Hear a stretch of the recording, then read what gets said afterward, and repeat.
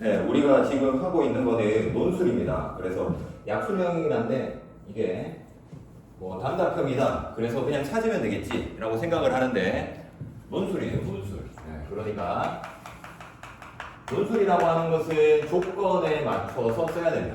네, 이게 제일 중요한 거고. 그래서 어제 우리가 수업할 때에도 이 조건이라는 것을 먼저 확인하고 난 다음에 글을 읽어야 된다라고 한다는 거. 여기 있는 우리 국어 문제 같은 경우에 뭐 9문제다, 뭐 6문제다, 뭐 자연계열, 인문계열 다르긴 한데, 거기에 있는 선행학습 영향평가라고 하는 그 문서가 있어요. 대학에서 매년 그걸 평가해가지고 교육부에 내야 되는데, 안 내면 돈을 안 주니까. 네, 그래서 열심히 만들어냅니다. 근데 거기에 보면 예상 소요 시간이라는 게 있어요. 그래서 문제가 지금 한 문제에 몇 분 정도 걸려야 될 것 같아요. 여기 보면 3분에서 4분이라고 적혀 있어요.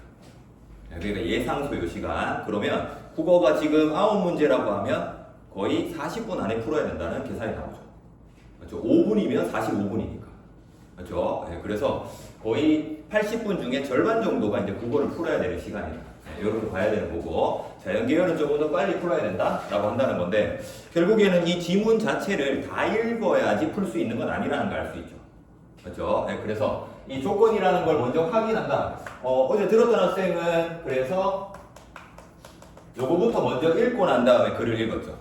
그렇죠? 네, 우리 수능 칠 때는 어떻게 하죠? 안 읽어도 알아요. 왜? 뭐 나올지 뻔하니까. 그렇죠? 문제 패턴이 있으니까. 그래서 글을 열심히 읽어라. 네, 우리 수업할 때 됐잖아. 그렇죠? 네, 근데 여기에서는 글을 열심히 읽기 전에 어디를 읽을까를 먼저 정해야 돼. 라고 한다는 것이고, 조건에서 먼저 정해야 되는 건 지난 시간에 얘기했던 것처럼, 이거 풀어보면 알지만 긴 지문을 주지만 그거 전부 다 쓰이지 않는다는 거죠. 얘가 어디에 쓰이지? 라고 한다는 거고, 두 번째, 문제 두 개가 걸려 있으면 반드시 물리는 문단이 없다. 그러니까 1번 문제가 2, 3문단이 나왔으면 그 다음 문제는 1, 4문단에서 찾아야 되는 거죠. 그렇죠? 그래서 어디에 나오는지 특정하는 거, 요게 첫 번째 조건에서 해야 되는 일. 그 다음 두 번째는 바로 어제 찾는 게 바로 키워드. 정확하게 그 단어를 쓰지 않으면 틀립니다. 그렇죠? 그래서 여러분들 정답이라고 쌤이 나눠준 거에서 비슷한 단어니까 이건 맞겠지. 네, 그거 틀렸다고요. 네, 그러니까 거기에 채점 기준에도 보면 정확히 이 단어를 쓸 것 이렇게 써 있어요. 정확히. 그게 바로 키워드라고 하는 거고, 이건 어떻게 뽑아내느냐? 라고 했을 때 우리 비문학은 해보면 이렇게 위계가 서 있죠. 맞죠? 개념 요게 요렇게 두 개로 나뉘어지고 요게 또 요렇게 나뉘어져 라고 한다는 거지. 그랬을 때 여기에 조건이 걸려 있고 이게 빈칸이다 라고 한다면 요걸 써야지 밑에 있는 이걸 쓰면 안 된다는 거지. 그렇지? 그게 바로 키워드. 그래서 우리는 글을 읽을 때에 이 네모를 확인해 놓고 난 다음에 네모에다가 이 키워드 넣어보고 저 키워드 넣어봐야 돼요. 그러면서 읽어 나가야 된다는 거지. 이게 적절한가? 이게 적절한가? 계속 그 생각을 하면서 읽어 나가야지 된다라고 한다는 것이고, 결국에는 우리가 지금 공부하는 핵심 목적은 뭐냐? 다 맞아야 됩니다. 네, 다 맞아야지. 여기에서 풀어보면 알다시피 평균 10점 넘어가요. 맞죠? 15개 중에 15문제 중에서 12, 13점 나온단 말이야. 네, 그러면 그 중에 다 만든 사람이 합격권이겠죠. 그치? 그럼 그건 뭐냐면 비슷하게 대충 맞는 대로 때려 넣으면 되겠지. 그건 객관식 풀이죠. 그치? 그래서 약수령이라고 하는 거 여기에 익숙해지는 게 지금 우리의 첫 번째 목적이다 라고 할 수 있고요. 이따가 여기에 엄매 선택자도 있지만 엄매 선택자가 많이 없더라고요. 여기 보니까. 그래서 여기에 음절 끝소리 규칙이나 이런 것들 개념을 쓰는 게 있어요.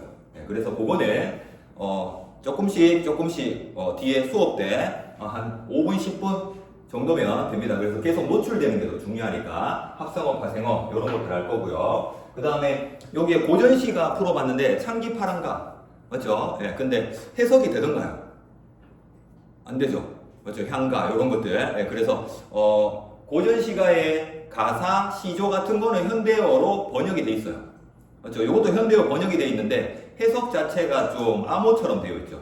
그래서 그것들만 따로 떼서 또 조금씩 연습을 해나갈 겁니다. 결국 시험 범위는 어디기 때문에 수능 특강이기 때문에 여기 지금 우리 푸는 것도 수능 특강에 있는 걸로 다 가져오는데 시험 범위가 수능 특강 그리고 수능 완성에 있는 걸로 나오니까 거기에 있는 작품들을 우리가 수능 때 공부하는 거랑은 조금 다르게 그렇게 한번 보도록 하겠습니다. 그러면 어제에 대한 복습이기도 하고요. 우리가 첫 번째로 이 약수령 논술이라는 걸 하기 위해서, 그러니까 이름 자체가 약수령 논술이다. 이건 국어 때문에 이름 붙인 거지. 수학은 약술이 아니고 그냥 풀면 되죠.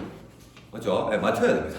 네, 수학은. 네, 그래서 여기에 있는 그 약수령이라는 게 뭐냐라고 한다는 것이고. 자, 그러면 1번부터 같이 한번 보면서 여기 문제 분석을 어떻게 할 거냐. 어제도 하고 난 다음에 여기 시험지가 나왔나?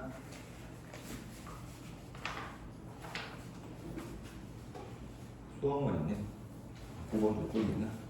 어쨌든 이따가 없으면 쌤이 뽑아줄게요. 그래서 복습 한 번 더 해보는 겁니다. 복습 우선 하고 그 다음 두 번째가 쌤이 나눠주는 요거 2일차 어제도 하나 나갔죠. 그래서 풀어보는 거. 그래서 계속 익숙해지는 게 중요한데 요거는 40분 안에 푸는 연습을 합니다.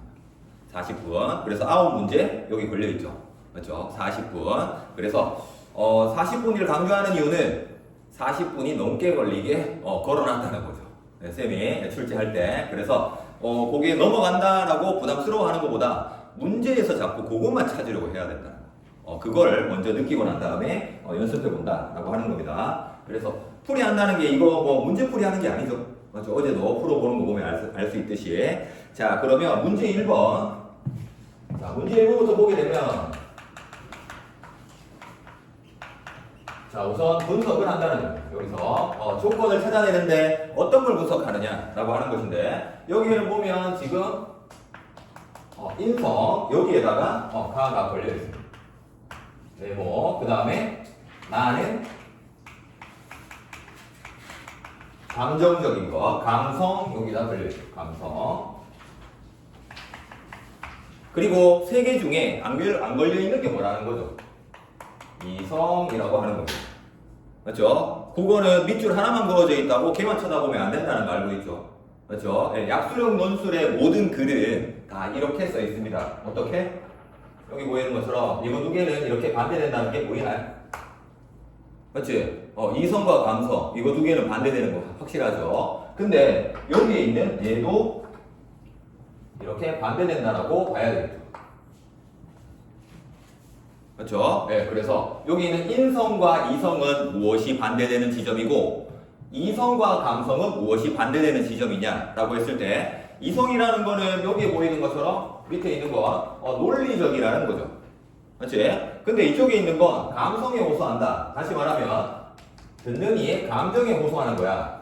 네, 두 개는 구분할 수 있어. 그래서 얘는 찾기 쉽다. 그러면 위에 있는 이성과 인성과 이성 사이에는 무슨 관계가 있을까? 반대된다고 생각했을 때 보니까 뭐가 반대돼요? 설득 전략에 이성적 설득 전략은 청중에 이성에 호소하는 거고요. 인성적 설득 전략은 청중 말고 누가 또 나와요? 그치? 바로 여기에는 화자가 나온다는 거예요. 화자의 인성이고 이쪽은 이성은 누구의 이성?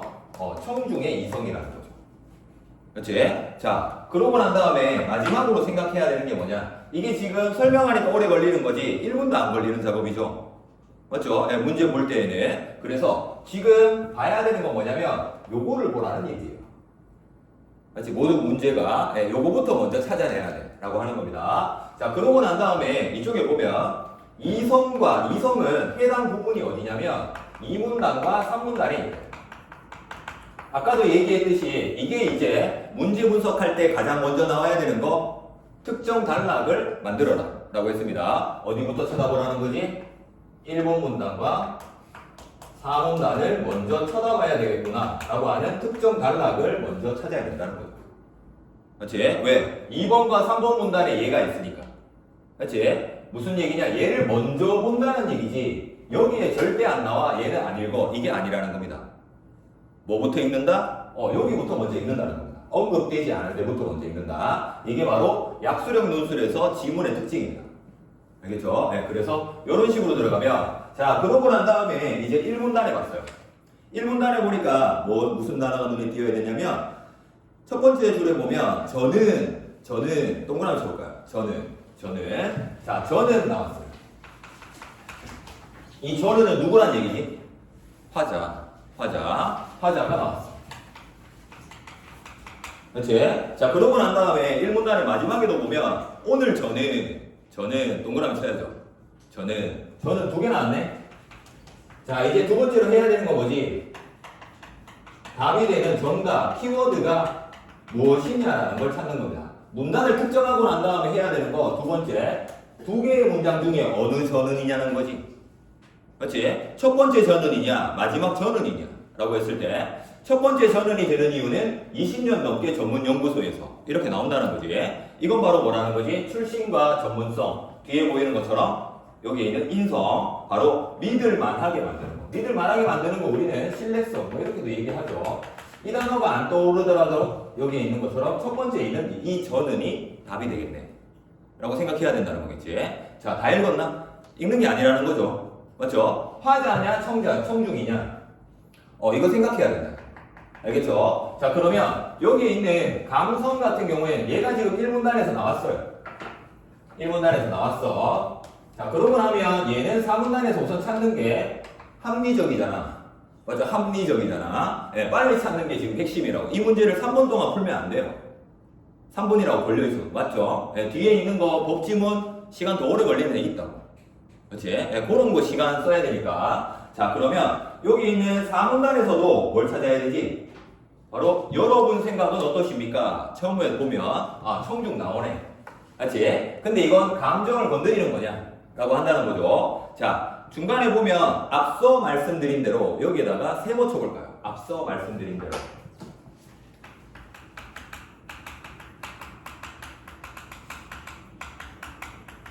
이거는 문제, 지금 요거는 모의고사이기 때문에 요거 말고 어떤 걸 더 건드릴 수 있느냐? 여기에는 사실 단답형으로 첫어절과 끝어절을 쓰라는 문제가 더 많아요.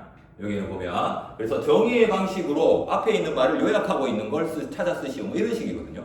네, 그래서 요게 들어가면 여기에는 뭐란 얘기죠? 앞에서 얘기한 걸 그렇지. 이거 해준다는 얘기겠지. 그렇지. 요약해주는 거. 자, 그 다음에 이 요약을 해주면서 앞에 있는 것들 정리해주는 느낌. 자, 근데 우리가 지금 찾는 건 뭐지? 요 부분은 뭐란 얘기죠? 이렇게 써도 될까요? 그렇지? 뭔 얘기하는지 알겠죠? 이쪽이지 이쪽이 아니란 얘기지. 그렇지? 이쪽이지 이쪽 아니다. 감성적인 게 아니다. 자, 감성적인 거 찾아보니까 근데 맨 마지막 줄에 보니까 이렇게 나와 있다는 거예요. 내 삶의 질을 크게 높일 수 있다고 상상해 보십시오. 그 다음 맨 마지막에 값진 투자. 얼마나 값진 투자입니까? 자, 이렇게 봤는데 이건 우리에게 감성적으로 다가오는 건가? 그렇게 느낄 수도 있고 아닐 수도 있다는 거야. 그렇지? 왜? 웃는 거 아니야? 진짜 웃는 거 아니야? 라고 갑자기 생각날 수도 있다는 거죠. 그랬을 때에는 어떻게 비교하라고? 이거 두 개를 비교해야지. 이렇게. 그렇지? 이거는 뭐란 얘기지? 사실은 아니잖아. 그렇지? 네, 요렇게. 네, 헷갈리면 이렇게라도 풀어야 된다. 뭔 말인지 알겠죠? 네, 계속해서 반대되는 걸 찾아가는 거죠. 이거는 이성적인 거예요. 앞서 말씀드린 거, 앞서 말한 게 뭔데? 2, 3문단에 있는 거 정리한 건데. 그렇지? 2, 3문단은 뭐라고? 이성이라고 얘기했잖아.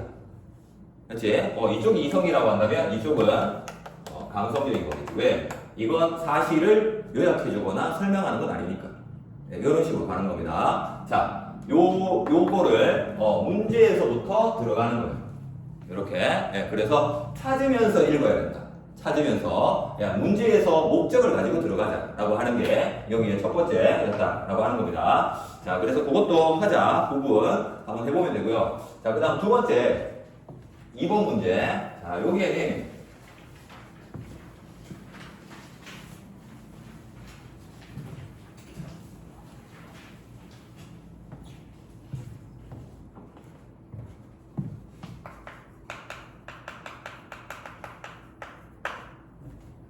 자, 여기는 이제 생명체 이렇게 나오는데 우선 뒤에 있는 문제. 자, 요거는 빈칸 넣기 문제입니다. 그래서 문제 분석.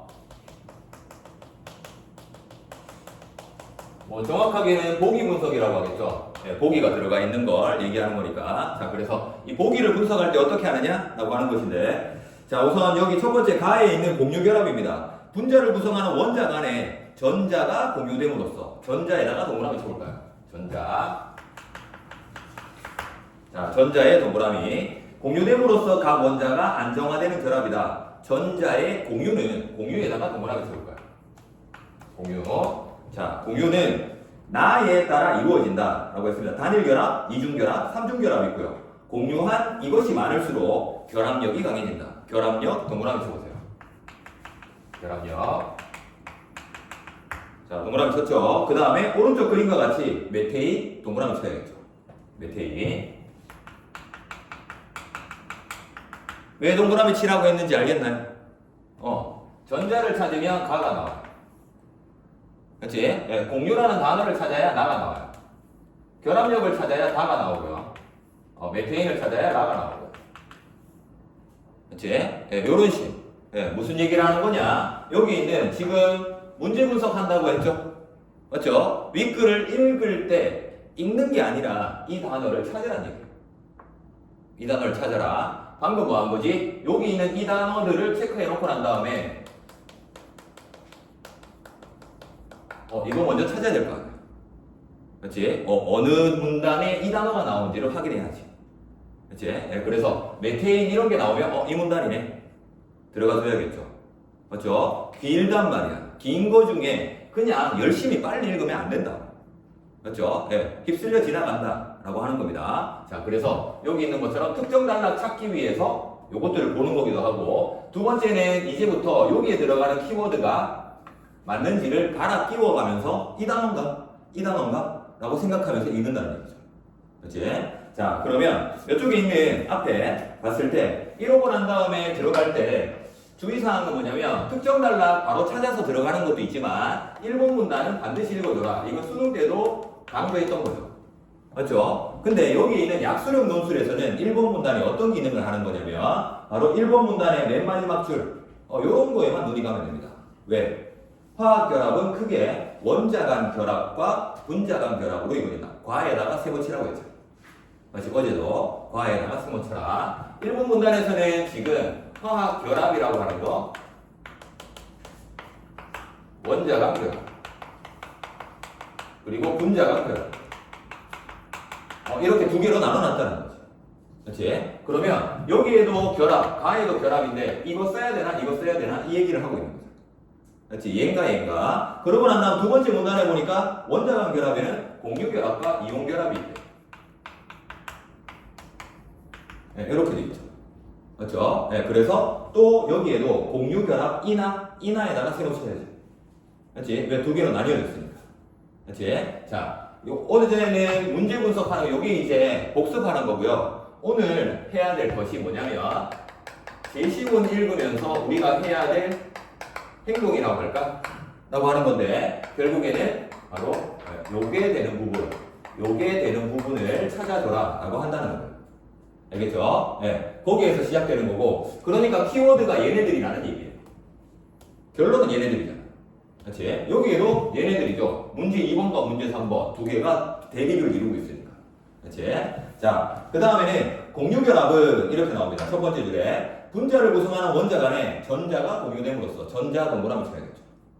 전자. 왜? 걸려들었죠. 요거. 그렇지? 전자 나왔어. 라고 하는 겁니다. 그래서, 여기에는 공유결합. 후보가 된다는 거지. 후보가 된다. 자, 그 다음에 안정화되는 결합이다. 전자의 공유는 공유 동그라미 쳐야죠. 맞죠? 공유 나왔죠? 예, 공유 나오면 뭐지? 여기에 옥텟 규칙이라고 하는 게 여기 들어가는 게 키워드겠네. 이런 식으로 걸려가는 거지.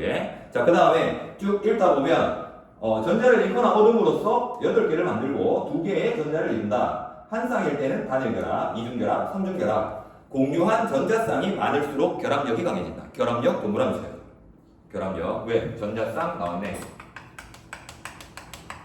이렇게 되겠죠. 그렇죠? 자, 그 다음에 메테인이라고 하는 게 나오죠. 메테인 동그라미 쳐야겠죠. 바로 다음 나오죠. 바로 각각 단일결합. 네, 단일결합. 자, 그러고 난 다음에 여기에는 이 마지막 각각 여기에 있는 가가 다시 나오죠. 단일결합은 뭐래? 위에 있는 공유결합의 일종이야. 이렇게 얘기하고 있죠. 그렇죠? 네, 그래서 이런 식으로 맨 마지막에 있는 얘가 위에 있는 공유결합. 공유결합 다시 말하면 이렇게 단일, 이중, 삼중 이 구조고요. 그 중에 단일결합이 메테인이야. 이 얘기를 하고 있는데 메테인을 얘기해놓고 얘는 공유결합이야. 이 얘기를 하는 거죠.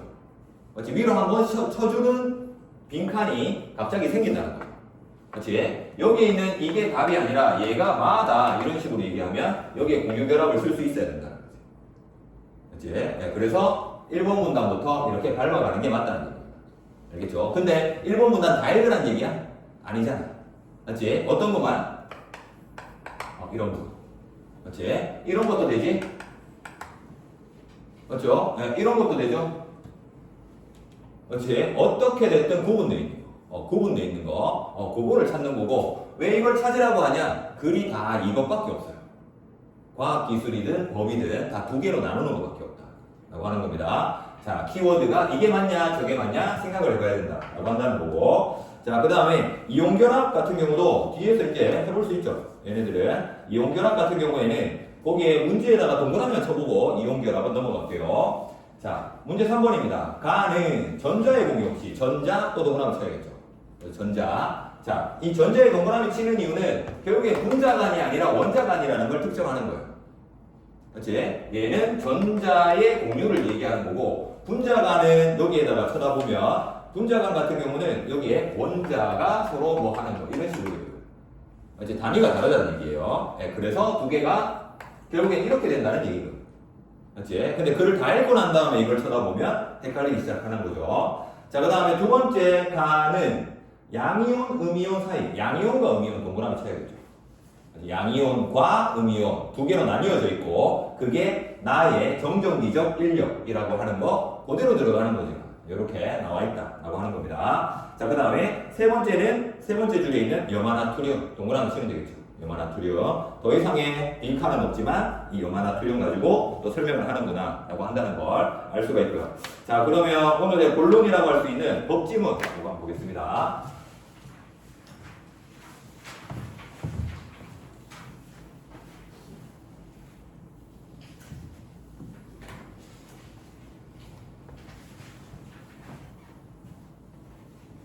자, 왜 분석해야 되느냐? 결국에는 이게 답이 되는 애가 여기 분석을 통해서 나와야 된다. 글을 이해하고 여기에 있는 걸 집어넣게 되면 이제 키워드가 맞지 않아. 그렇지? 키워드가 맞지 않는다라고 한다는 것이고. 자, 우선 여기 있는 문제 4번 다시 한 번 더 문제 분석을 해볼 텐데 자, 이거 연습을 계속 해야 됩니다. 여기 있는 것처럼 보기가 있고요. 자, 제일 먼저 뭐에 동그라미 치겠어요? 민사법률관계 동그라미 쳐야죠. 먼저 민사법률관계 왜 동그라미 치지? 이게 나오는 부분을 특정 단락이라고 생각을 하고 여기에 눈이 가잖아. 그렇죠? 네, 눈을 가는 거고. 자, 근데 여기에서 민사법률관계를 어떻게 설명하냐면 기억이 원칙적인 규범이지만의 세모칩니다.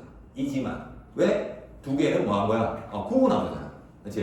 자, 그래서 민사법률관계는 기억이 원칙인데 니은이 원칙이 될 때도 있어 라고 하는 거죠. 그렇지? 중요한 건 뭐지? 이지만이기 때문에 두 개는 이 말을 써줄 수 있다는 거죠. 그렇지? 자, 그래서 여기에서는 여러 가지 말이 들어갈 수 있지만 왜 정답에 그거 두 개밖에 안 되냐? 계약과 법밖에 안 되냐? 라고 하는 게 이따가 여기서 봐야 될 거고. 자, 그 다음에 두 번째 줄에 보면 법규범에는 성문법뿐만 아니라 관습법 조리도 있다.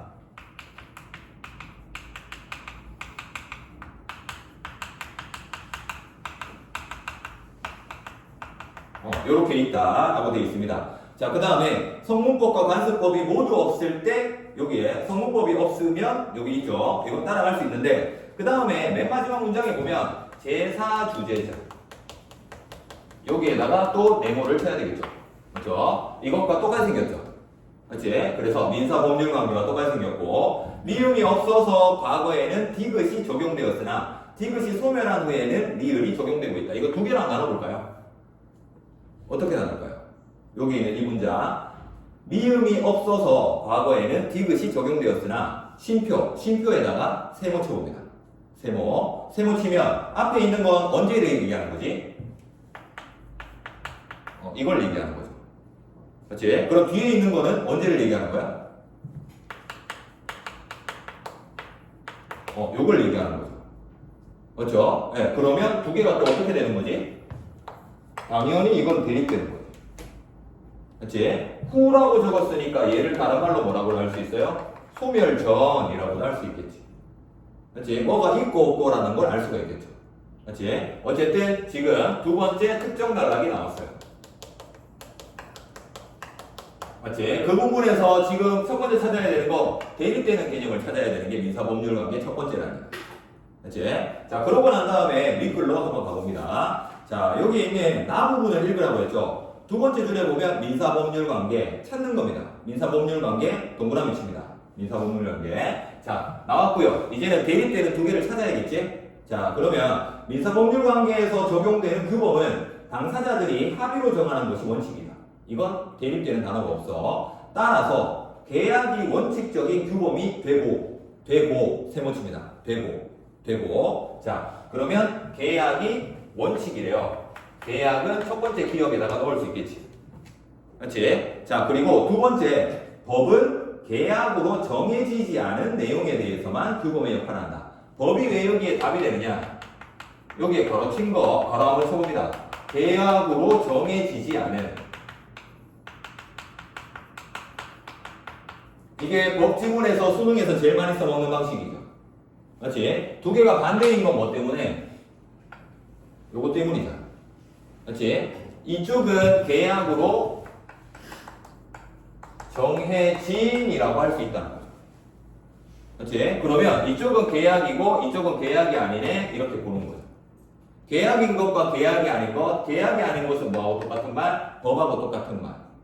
그래서 법이 들어가야지 여기에 다른 말이 들어가면 다 틀리게 되는 거예요. 그게 키워드라는 얘기입니다. 알겠죠? 자, 그래서 여기에 있는 이거를 찾아내는 게 그래서 첫 번째였다는 얘기죠. 조건은 대립되는 개념을 찾아라 라고 하는 겁니다. 자, 그래서 계약과 법 두 개만 나와야 되고, 자, 그 다음에 밑에 있는 거는 세 종류가 있다 라고 했습니다. 두 번째 문단에 보면 세 종류가 있다 나오고요. 관습법, 성문법, 관습법, 조립. 우리가 밑글에서 봤던 거 요거 세 개 나열하고 있네. 이제부터 찾으면 되죠. 맞죠? 그래서 거기에다가 네모칩니다. 가장 먼저. 얘가 가장 먼저. 자, 그 다음에 적용되는 것이 그 밑에 있는 성문법이 없을 때. 찾았나요?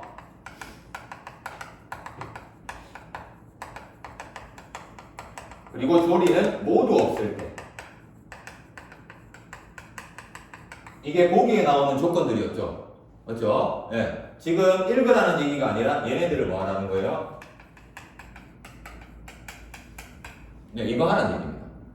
알겠죠? 확실하게 뭐 사전 찾듯이 찾으라는 얘기. 발췌독하는 거죠. 맞죠? 훑어읽기. 네, 그게 바로 여기에서 요구하는 읽기 능력입니다. 알겠죠? 자, 느낌은 알겠죠? 어떤 건지. 자, 그 다음에 제사주제자입니다. 제사주제자는 그 밑에 있는 네 번째 문단에 있죠. 조리가 사용되는 거고, 제사주제자 결정에 관한 것입니다. 근데 우리가 지금 찾아야 되는 건 뭐지? 이런 거. 시기가 나와야 돼. 그렇지? 이게 안 나와요. 계속 안 나오지. 근데 맨 마지막 문장 봐봐요. 여기에 기억입니다. 그러나 최근에는 나왔죠. 그렇지? 최근 네모쳐야지. 최근은 그럼 이쪽이야. 당연히 이쪽이겠지. 마치 과거가 아닌 거니까. 그래서 이쪽에 있는 최근 이렇게 되겠죠. 그렇지? 네, 그래서 최근에는 관습법이 그 효력을 잃어버림에 따라 여기에서는 조리가 사용이 됐대. 그전에는 뭘 사용했대요? 자, 여기에 보면 제사주제자 결정 기준으로 적용되던 관습법이 효력을 잃어버렸대. 적용되던이니까 이건 뭐죠? 이쪽이죠. 그렇지? 그래서 이쪽이 관습법이라는 걸 알 수 있어요.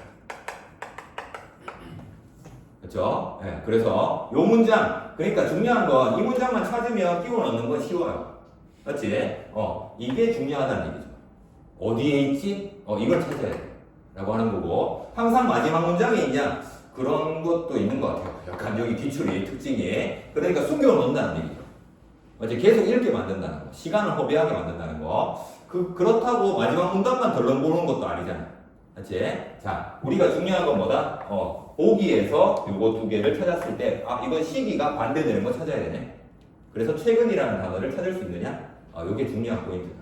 라고 하는 겁니다. 어디에 있는 말이 들어가야 되느냐? 라고 한다는 거. 자, 그래서 위에 있는 거나 밑에 있는 거나 느낌은 똑같습니다. 제사주제자라는 특정 단락 찾는 단어, 민사법률관계라는 특정 단락을 찾는 겁니다. 그러고 난 다음에 대립되는 개념을 찾는 거였고, 여기에도 대립되는 단어를 찾는 거였어. 그렇지? 자, 근데 그 단어가 뭐냐? 라고 찾는 거. 자, 느낌이 약간 있죠? 그 다음에 뒤에 있는 문제 5번 한번 가보겠습니다. 자, 문제 5번도 여기에 보이는 것처럼 이건 좀 더 복잡하게 써있는 보기 문제인데,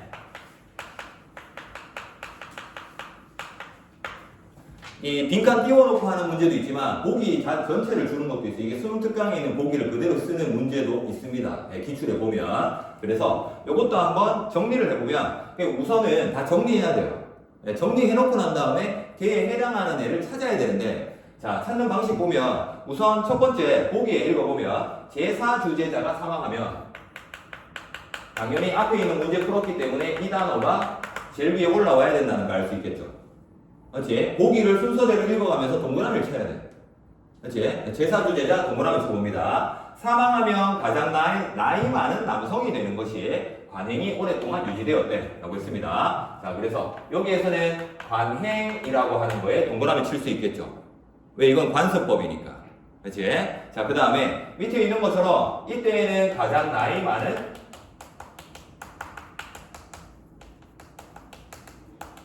남성이 받는 게 맞았어요.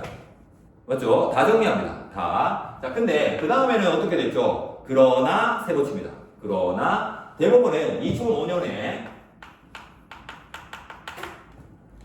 자녀에게 인정되는 지위나 권리를 아들에게 우선적으로 인정하는 관행은 양성평등 원칙에 저촉되므로 법규범이 될 수 없다. 다시 말하면 가장 나이 많은 남성이 받을 수 있다 없다? 없다라고 얘기하는 거죠. 그치? 자, 여기에서 이 단어를 볼 수 있느냐라고 하는 게 여기에 첫 번째 관건이에요. 평등이라는 단어.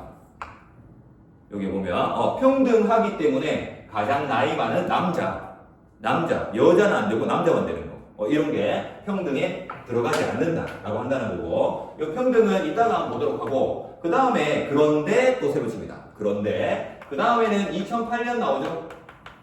그렇죠? 네, 그 다음에 2008년에는 협의로 정할 수 없다면 이때에도 읽어보면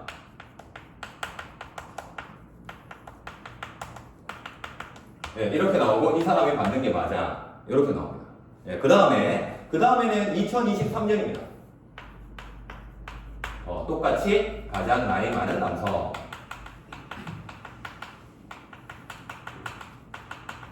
이 사람이 받는 게 맞아. 이렇게 나온다는 거죠. 맞죠? 자, 중요한 건 뭐냐면 글을 열심히 읽는 게 아니라 보기를 열심히 읽으라는 얘기입니다. 알겠죠? 다 잘라라는 얘기예요. 다 잘라라. 자, 이러고 난 다음에 보기 안에서는 지금 뭐가 안 돼 있지?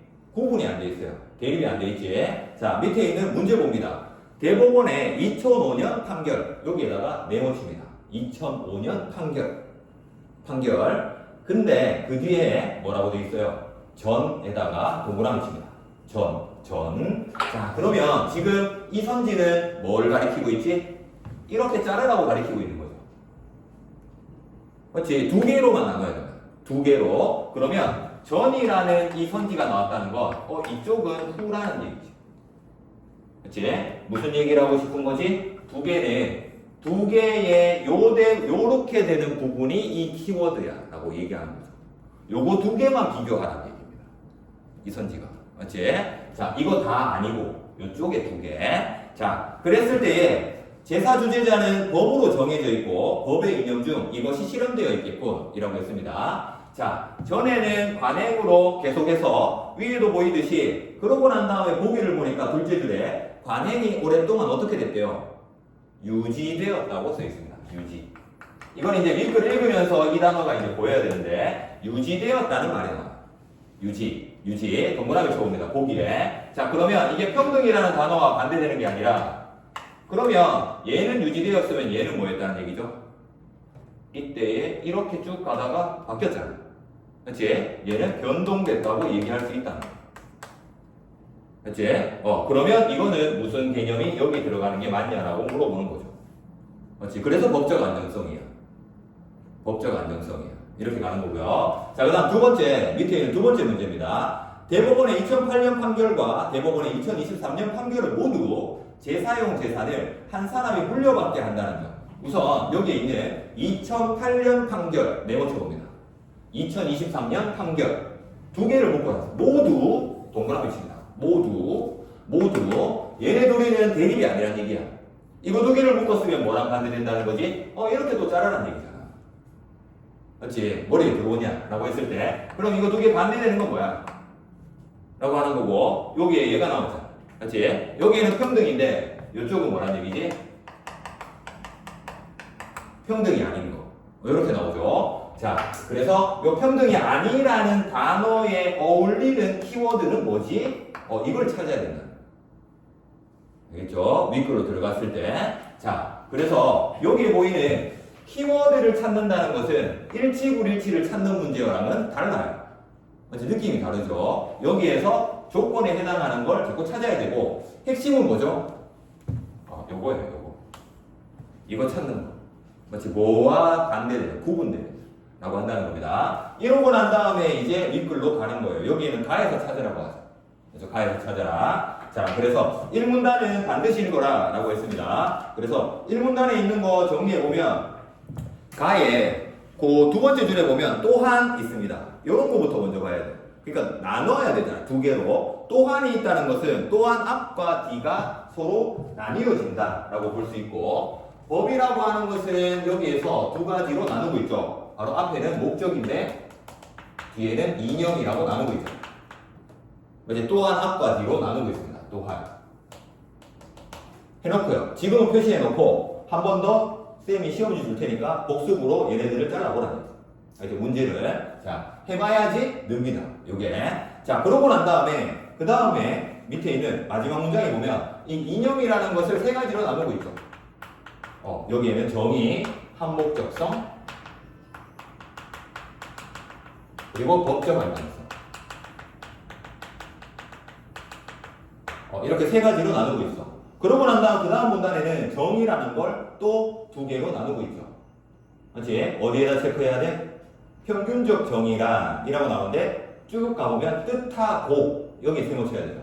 뜻하고. 자 다시 말하면 정의는 두 가지.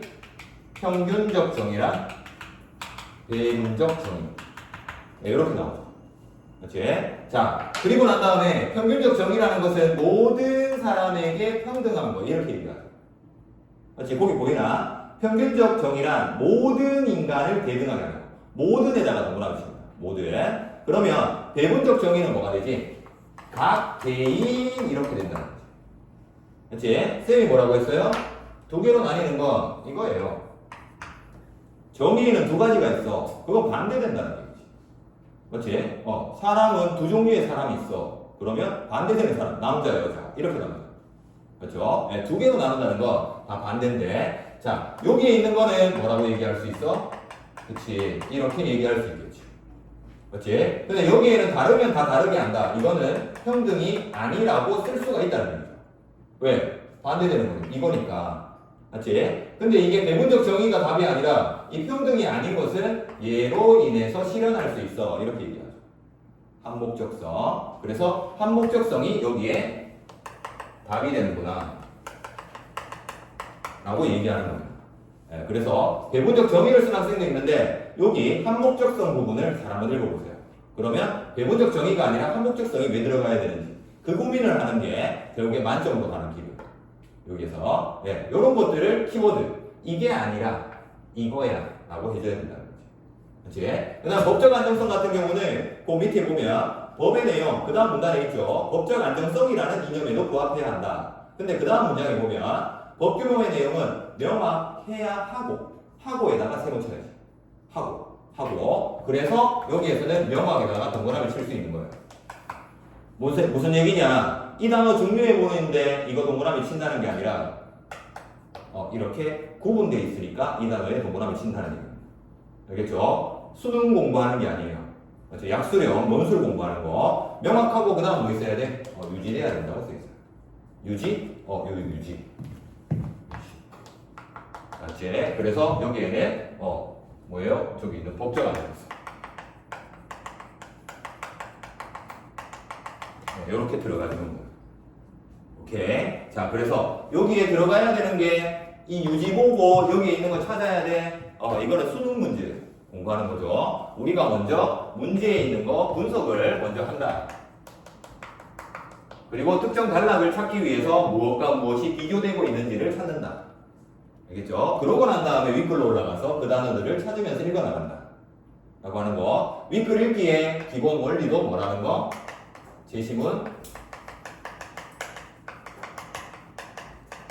제시문도 분석을 하라. 맞지? 그냥 읽는 게 아니라 분석을 하라. 라고 하는 거. 분석한다는 건 이렇게 돼 있는 애들을 자꾸 찾는다는 얘기죠. 네, 그래서 여기에만 눈이 가야지 정확한 키워드를 찾아낼 수 있다. 라고 하는 겁니다. 자, 그래서 약수령 논술이 그냥 풀 수 있어요. 맞죠? 네, 열심히 읽고. 그러니까 우리 수능 국어 같은 경우도 한 세트 주고요. 이번 수능 80분이 아니라 하루 종일 풀어.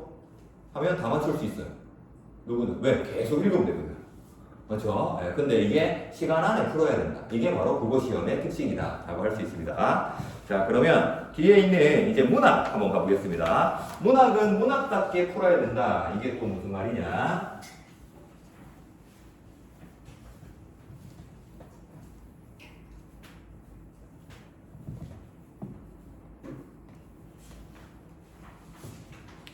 자, 여기에서 보면 문학이 이제 오게 되는 그 키워드를 찾는 데 있어서 결국에 문학은 무슨 구절이냐? 이 구절이냐? 저 구절이냐? 요거 선택하는 건데 이게 땡기는 게 있고 뭐 이런 식이죠. 맞죠? 네, 그렇게 풀면 문학답게 푸는 게 아니다. 여기서 보면 첫 번째 시 해석 이런 게 중요한 게 아니라 문제 6번에서도 문제 분석을 해보면 이 시의 시적 화자는 자신을 A와 비교하고 있습니다. 자신과 비교, 여기에다 뭐라고 적습니다. 비교. 자, 비교한다는 것은 공통점도 있고 차이점도 있는데 여기에서는 유사성. 현대시는 무조건 여기에서 시가 시작된다고 봐야 되겠죠. 유사성이라고 했습니다. 자, 유사성이라고 했을 때 우리는 여기에서 1년과 4연 두 개가 떠올라야 돼요. 떠올라야 돼. 무슨 얘기냐? 1년에서는 무슨 단어가 나왔기 때문에 여기에다가 1년에는 뭐라고 적습니다. 뭐뭐 하는 듯, 뭐뭐 하는 듯. 4연에는 그럼 뭐가 보이죠? 그치, 이게 보이잖아. 무슨 얘기인지 알겠죠? 그러니까 이건 유사한 건가? 아닌가? 이게 아니라 그치? 표지를 찾으라는 얘기예요. 알고 있잖아요. 우리 표현 방식에 이거 표현 방식 묻는 문제예요. 직유법 있잖아요. 직유법이 쓰였다? 무조건 유사성. 자, 그러면 이제 두 번째 여기에 있는 유사성을 뒤에 있는 요 구조를 찾아라 이거잖아.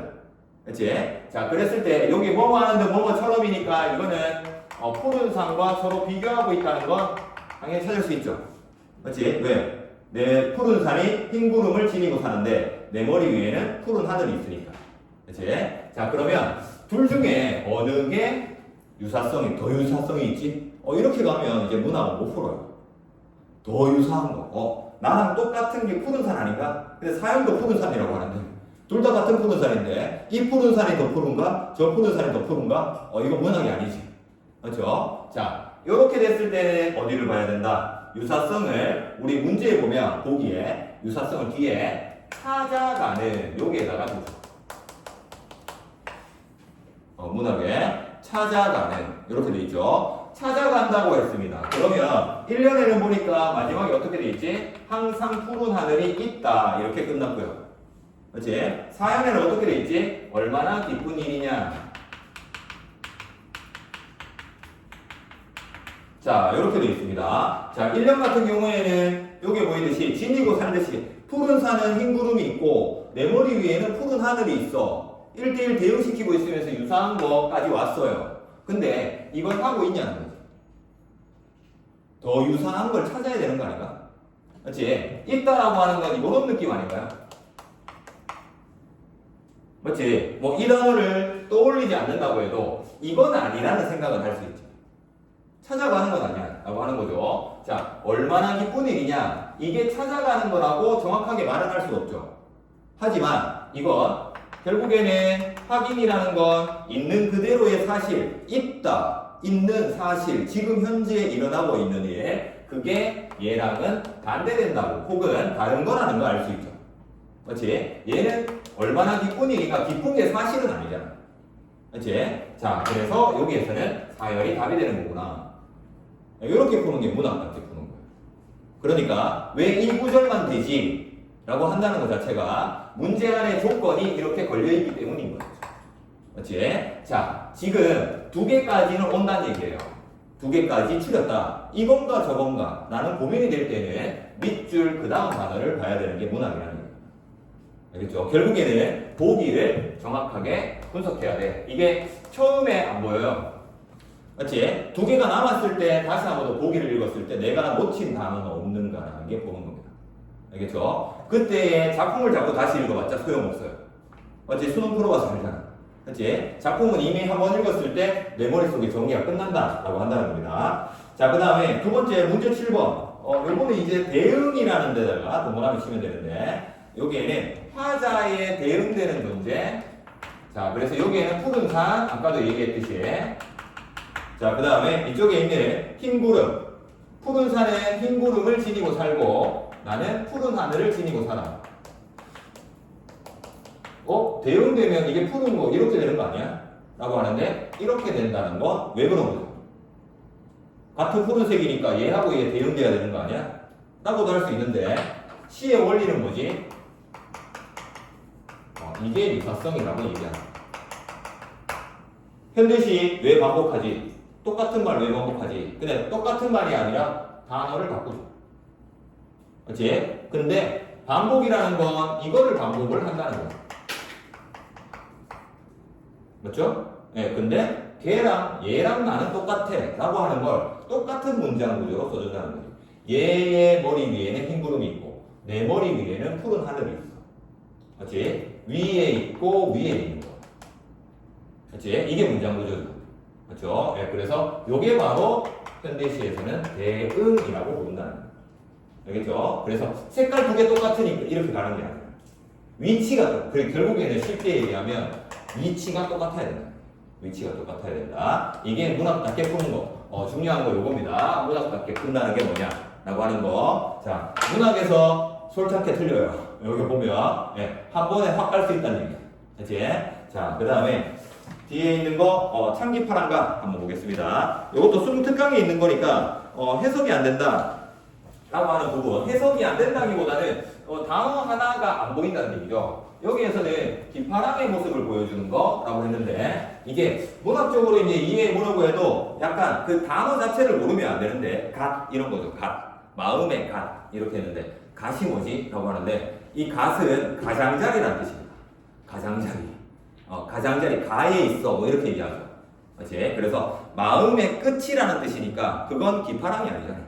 기파랑이 마음인데 맞지? 그 마음의 끝을 쪼는 이렇게 얘기하니까. 자, 그래서 이런 것들 하나씩 우리가 이제 정리해 가야 되는데 나올 수 있잖아요. 맞죠? 짧은 거. 여기는 짧은 거 좋아해요. 맞죠? 논술도 약수령이잖아요. 맞지? 그래 지문을 잘라서 줘요. 수능 특강에 있는 것 중에. 자, 그러면 가에는 보면 흐느끼며 바라보매 라고 했습니다. 거기에다가 이렇게 써주세요. 쓰면서 그냥 외우면 돼요. 바로바로 우리 시간 많이 없으니까. 흐느끼며 바라보니까 없는 거예요. 맞죠? 울면서 바라보잖아. 근데 그 사람이 없으니까 그쪽을 보고 있다는 뜻이지. 이슬 밝힌 달입니다. 달에다가 동그라미 치고요. 왜 이게 좋아 보이지? 밝힌 줄칩니다. 밝혀줬으니까. 밝혀줬으니까. 뭔 얘기인지 알겠죠? 그래서 기파랑이야. 다시 말하면 달은 밝음을 상징해. 이 말을 할 수 있다는 얘기지. 그렇지? 당연한 얘기인데. 그 다음에 흰구름 따라 떠간 언저리. 흰구름은 세모치입니다. 왜 세모지? 흰구름은 뭐 했기 때문에? 그치, 떠갔죠. 떠서 갔단 말이야. 간 건 뭐지? 흰구름 따라 떠가면 사람이 어떻게 되지? 죽었다는 뜻이죠. 저 세상 갔다. 그래서 여기에는 죽음을 상징하기 때문에 이건 세모예요. 맞지? 자, 흰색. 깨끗하네. 좋은 거. 검은 구름 아니잖아. 이건 내 생각이라는 거지. 그치? 자, 그래서 떠갔다. 이게 문학답게 있는 게 앞에 있는 이를 수식하는 애가 뭔가? 라는 걸로 의미를 씌우는 겁니다. 그쵸? 자, 그 다음에 세 번째. 모래가는 물가. 물가에다가는 왜 동그라미 쳐야 되지? 물가는 깨끗함이라는 걸 상징한답니다. 왜지? 물이니까 물 더러운 물도 있잖아. 그렇죠? 네, 근데 얘는 왜 깨끗한 물이라고 하지? 앞에 뭐라고 써 있어요? 모래를 갈랐으니까. 모래는 흙탕물을 만들어주는 애. 근데 걔를 갈랐어. 모래가 없도록 만들었다는 거지. 그러면 깨끗한 물이라는 거죠. 그래서 물가는 위에 있는 것과 똑같이 좋은 거. 이렇게 확인하면 됩니다. 기랑의 모습이 옳시 수풀이요 라고 했습니다. 기랑의 모습이라고 앞에 얘기했기 때문에 수풀은 동그라미 칠 수 있는 거예요. 수풀이 뭐냐면 그냥 숲입니다. 숲. 숲을 보니까 기랑의 모습이 떠올라. 이 얘기를 하고 있는 거고, 그 다음에 이론의 자갈벌에서 남이 지니시던 마음의 갓을 쫓고 있노라. 마음의 갓이라고 했는데 이 마음은 비파랑의 마음인 거고요. 갓이라고 하는 건 아까도 얘기했듯이 가장자리 끝이라는 얘기입니다. 기파랑의 인품, 마음이 굉장히 크기 때문에 그 끝자락에라도 닿아봤으면 좋겠다. 이런 의미예요.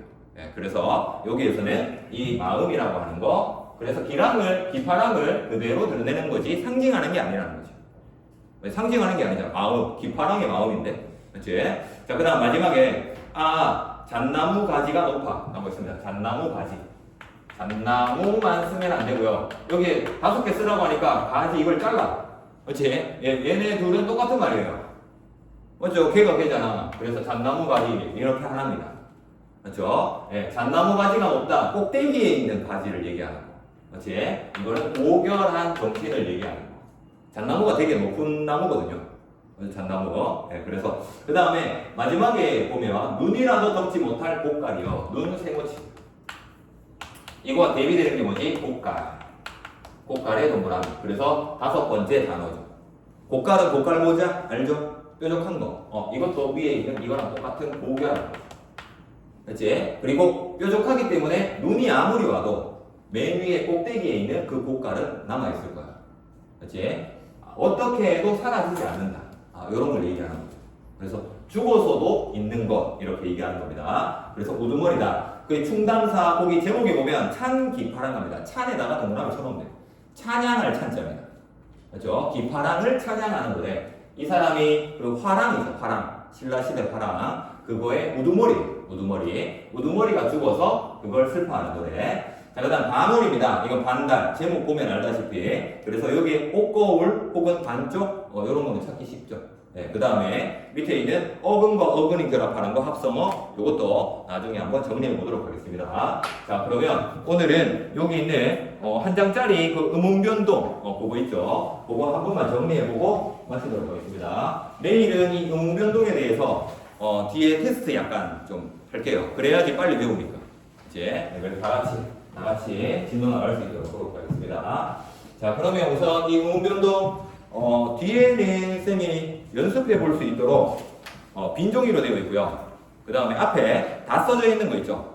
그렇죠? 그거 보면서 지금은 수업할 때 보면 됩니다. 지금은 설명한다기보다는 외우기 쉬운 방식이라고 해야 될 거고, 내일은 그것들에 대해서 그걸 다 쓰는 게 중요한 게 아니라 거기에 있는 개념, 음절 끝, 이거는 음절 끝소리가 적용됐어. 이렇게 써야 됩니다. 그러니까 그 개념을 알고 있어야 돼. 라고 한다는 거. 자, 그러면 먼저 보면 여기에 1번 교체해서 1, 2, 3, 4, 5번까지 동그라미 칩니다. 1, 2, 동그라미 1, 2, 3, 4, 5번. 얘네들만 나와요. 얘네들 외우면 되고. 그 다음에 2번에는 안 나오고요. 3번에 동그라미 1번. 자음, 거센 소리 대기. 요게 나오고. 5번에 동그라미 1번. 그래서 오늘은 1, 2, 3, 4번. 1번에 1, 2, 3, 4번. 요거까지. 그리고 3번에 1번만 설명하고요. 5번에 된소리 대기와 4번에 1번은 뭐냐면 이게 사이소리 현상입니다. 4번에 1번에 사이소리 현상. 4번에 1번에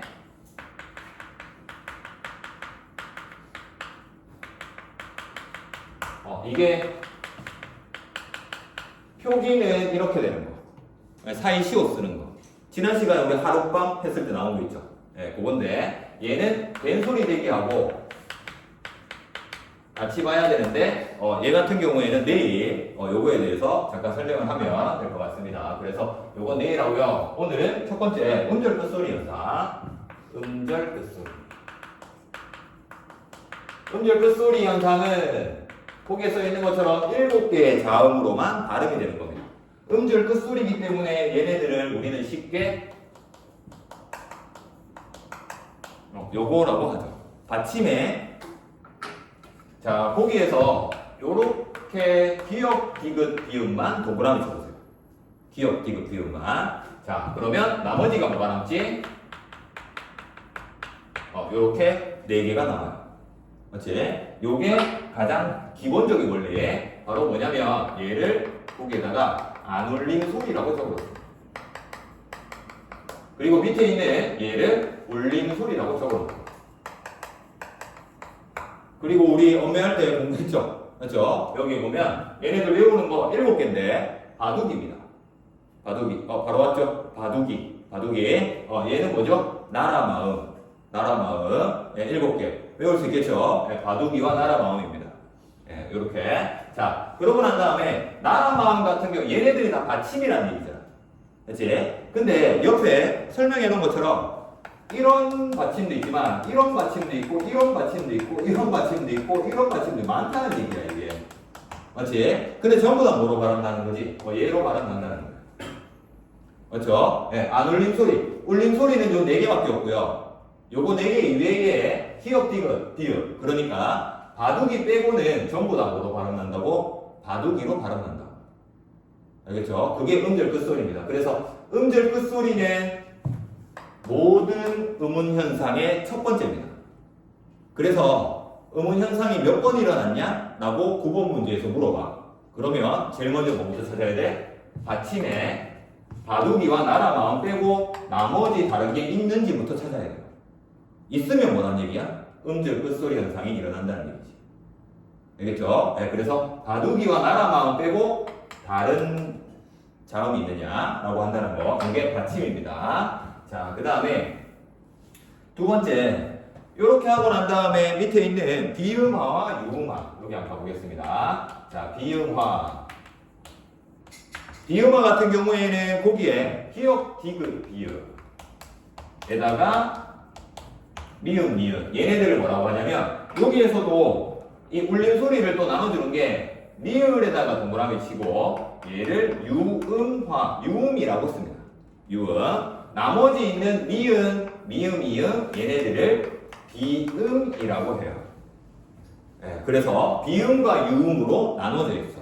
울림 소리는. 자, 근데 여기에 비음이 왔어요. 앞에는 뭐가 와야 되지? 바둑이가 왔네. 그렇지? 얘에다가는 뭐라고 쓰지? 안 울림 소리라고 써요. 그러면 비음은 뭐가 되지? 울림 소리가 되지. 안 울림 소리와 울림 소리가 만났을 때는 어떻게 된다고? 얘가 바로 얘는 뭐로 바뀌어? 이음으로 바뀌고 얘는 니은으로 바뀌고 얘는 미음으로 바뀌어요. 이게 비음화예요. 비음화. 자, 그러면 여기에서 또 하나 더 있는 게 바로 밑에 있는 요게 이제 하고 난 다음에 우리가 외울 거예요. 그래서 우선 진도를 빼고 여기에다가 리을이 붙는 거. 리을이 붙는 거. 자, 그래서 여기에는 안 울림 소리인데 얘는 뭐죠? 그치? 유음이. 유음이 왔을 때는 뭐가 붙느냐? 얘는 뭐지? 안 울림 소리예요. 이때에는 안 울림 소리가 바뀌는 게 아니라 얘가 요걸로 바뀌어요. 이것도 비음화예요. 알겠죠? 네. 요거 왜 가르쳐 줬느냐? 여기 옆에 보이는 것처럼 백로 있어요. 자, 이제 이게 실제로 문제로 나오는 거. 이 정도 나오는데 얘는 이게 먼저 바뀔까요? 이게 먼저 바뀔까요? 그러니까 백로 이렇게 되긴 해요. 발음하면. 네, 근데 순서를 물어본다는 얘기지. 그치? 자, 그러면 여기에 보이는 것처럼 히읗과 리을이 만났으니까 1번이 돼야 돼? 2번이 먼저 돼야 돼? 조건이 보면 얘하고 얘가 먼저 만난 거야. 맞지? 그러면 여기 있는 것처럼 이게 먼저 돼야 돼. 맞지? 그러고 난 다음에는 이 조건이 됐네. 맞지? 네, 그래서 얘가 이렇게 된 거야. 이렇게 가는 거죠. 알겠죠? 자, 음운 변동에서 제일 어려운 거는 학생들이 이 순서를 어려워. 알겠죠? 지금 쌤은 순서를 얘기해 줄 거예요. 요거 되고 난 다음 요거 된다는 얘기죠. 그렇지? 자, 왜 요거 먼저 된다고 하지? 이게 되어야 비음화가 되기 위한 조건이 된다는 얘기죠. 그렇지? 바둑이로 만들고 난 다음에 그 바둑이가 나라마음으로 바뀌는 게 비음화다. 알겠죠? 네, 그래서 여기까지가 음절 끝소리 그리고 비음화 요게 제일 많이 나와요. 그러면 옆에 있는 것도 또 해볼 수 있죠. 압력 이런 것도 이제 해볼 수 있잖아요. 마치 리을이 붙어 있으면 무조건 리을은 뭐부터 바뀐다고? 그치? 이렇게 먼저 바뀌고 난 다음에 이게 이렇게 되는 거야 라고 하는 거죠. 이제 보이죠? 그치? 네. 외웠어요 여러분 벌써. 그치? 요거를 내일 한 번 더 써보는 겁니다. 선생님이 단어 딴 거 주면 네, 그것들 해보는 연습. 자, 그 다음에 마지막에 있는 그 거센 소리 대기는 그냥 봐도 알겠죠? 그드브즈. 그러니까 여기 있는 이 바둑이를 비롯한 즈까지 했을 때 크트프츠 이렇게 되죠. 맞죠? 지읒까지 붙인 건 우리나라 말에 거센 소리가 많지 않아요. 그렇지? 네, 그래서 얘네들 거센 소리 있냐 말이야. 없잖아. 그렇지? 르를 거센 소리라고 이렇게 하는 거 아니잖아. 맞죠? 없죠? 네, 없으니까 있는 애들만 여기 써놓은 거예요. 거센 소리 내기는 어렵지 않은데 히읗에다가 동그라미 쳐놓습니다. 히읗이 들어가 있으면 뭐 된다고? 거센 소리 된다고. 거센 소리. 근데 앞에 뭐가 와야 되지? 자음이 와야 돼요. 자음. 모음이 오면 달라지니까 그거는 또 복잡한 거니까. 그 다음에 여기에 있는 4번에 국외음화 있습니다. 디귿, 티읕에 이나 반모음 이가 붙는 겁니다. 이게 뭐냐면 요렇게 돼 있어. 자, 그러면 우선 요렇게 넘어가겠죠? 그렇지? 근데 여기에다가 뭐가 붙는 거지? 요게 있단 말이야. 마치 이만 있으면 돼, 이만. 자, 그러면 얘가 뭐가 바뀐다고? 그렇지. 이렇게 바뀐다는 얘기죠. 지읒, 시읒으로 바뀐다. 자, 근데 요게 이제 나오는 건 요거죠. 이거지. 맞지? 자, 우선 뭐가 눈에 확 띄어야 되지? 히읗이 먼저 와야 돼. 히읗이 오면 얘는 뭐가 된다는 거죠? 그치, 거센 소리 돼. 거센 소리 돼. 그러니까 다, 티, 다 라는 거센 소리가 먼저 돼야지. 그치? 그러고 난 다음에 뭐가 보여야 되지? 이가 보여야 돼. 그치? 디귿, 티읕에 이가 붙으면 뭐가 되지? 얘가 다, 시, 다로 바뀐다는 거야. 그치? 두 번 일어났죠? 여기로 갈 때는 거센 소리 되기에. 근데 여기에서 이쪽으로 갈 때는 국외음화 이렇게 두 개를 적어야 된다는 얘기예요. 알겠죠? 요 문제가 하나 나오는 거예요. 네, 그래서 크게 두 가지입니다. 순서 아니면 이렇게. 그래서 얘는 순서는 헷갈릴 리가 없잖아. 그렇지? 거센 소리가 먼저 돼야지 국외음화가 되기 위한 조건이 되니까. 자, 그래서 여기 있는 예문들 자꾸 보는 게 더 중요하다라고 하는 겁니다. 자, 그래서 나머지 있는 된 소리 대기랑 그 다음 밑에 있는 사입 소리는 다음 시간에 이것들 가지고 하도록 하겠습니다. 자, 그래서 오늘 했던 것들, 여기 있는 것들 복습할 수 있도록 하고요. 자, 여기 있네. 이 문제를 하나씩 나눠주도록 하겠습니다.